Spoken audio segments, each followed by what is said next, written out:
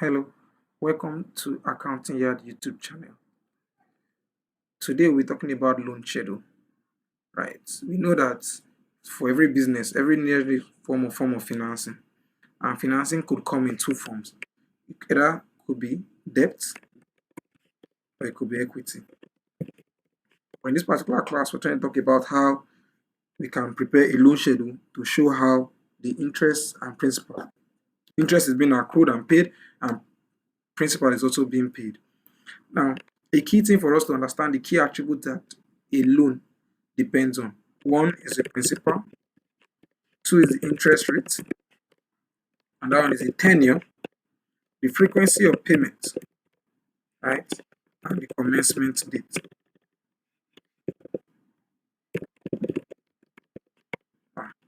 Now, in Excel, there are certain functions we will need to know and understand, and we apply them in preparing a loan schedule. One is our if statement, another is our end of month function, another is our MOD function, another is our offset function. Right. With all these four functions, we should be able to prepare a loan schedule. Now let's quickly get into an example where we can apply what we've just talked about. So a loan schedule.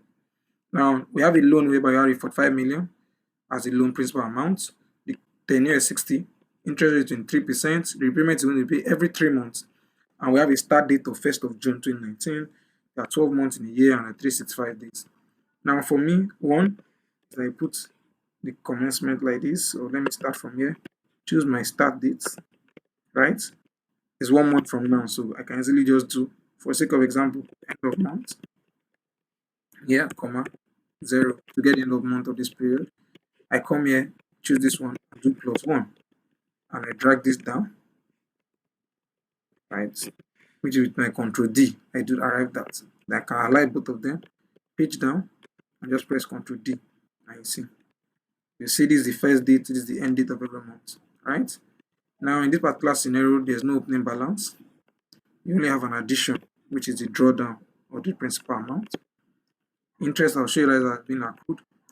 Our closing balance should be opening plus addition plus interest minus principal repayment minus interest repayment.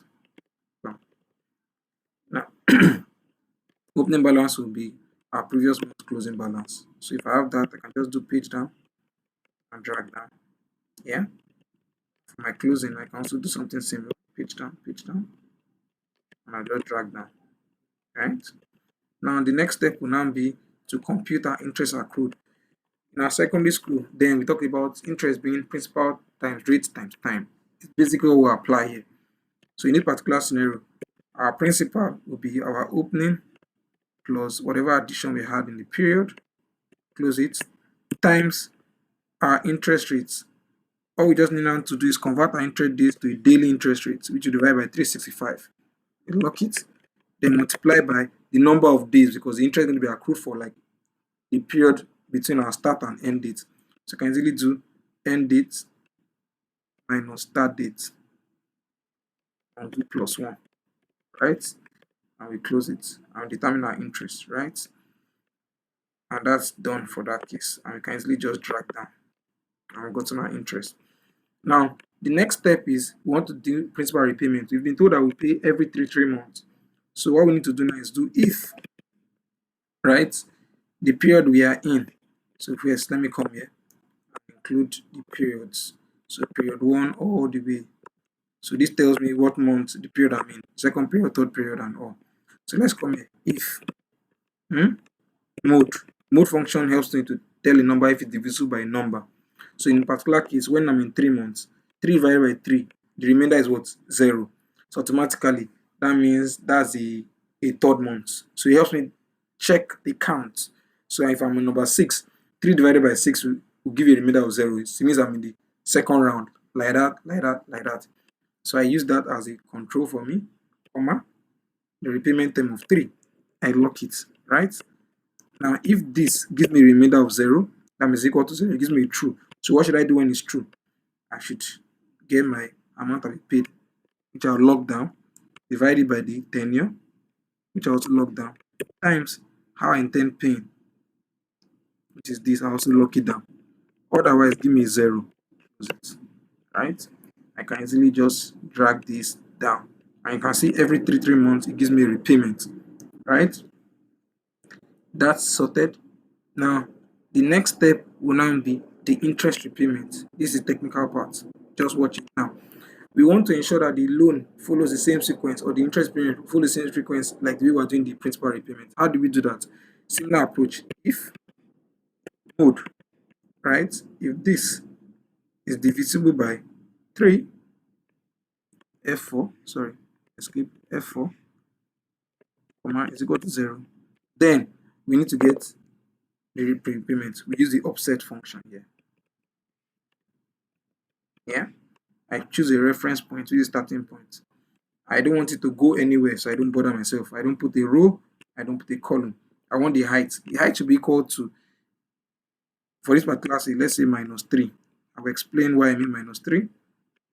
I can put here 1 for my width, and I'm fine.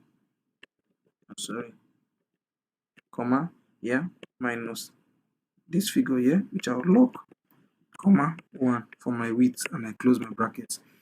Now, the idea for me is that now, okay, let me hold on. Let me sum this, close the bracket, right? And if it's that, put 0, close my bracket. Let me just drag it down, then I explain the concept behind it. Now, if you see, the idea for me now is that I want to show you by first, it checks if it's my third or a multiple of 3, right? Then the second check is that the moment it's a multiple of 3, it picks the figure here, right? We're saying go 3 steps backwards, right? Let the height be 3. So that means here 1, 2, 3. Automatically, it's able to gather all these 3 values because I've told you that the height should be 3. And if you add all of them together, you see that it's 264918.12. So automatically it gathers all 3. If you check here, the same thing. Compare with the figure here and the figure below here, you see that it's the same thing. That way, I've been able to aggregate my interest repayment based on the number of periods. So if I change this, for example, to 2, it changes and it works well. If I change it to 5, see, automatically it works well. That way, if I check, if I go to line 60, automatically you see that my loan equals 0 at that point, right? That's the end of this class. I hope this makes sense. This is just a simple loan schedule. We would most likely develop on this and also do amortized cost later on. Thank you for watching. Do have a lovely day.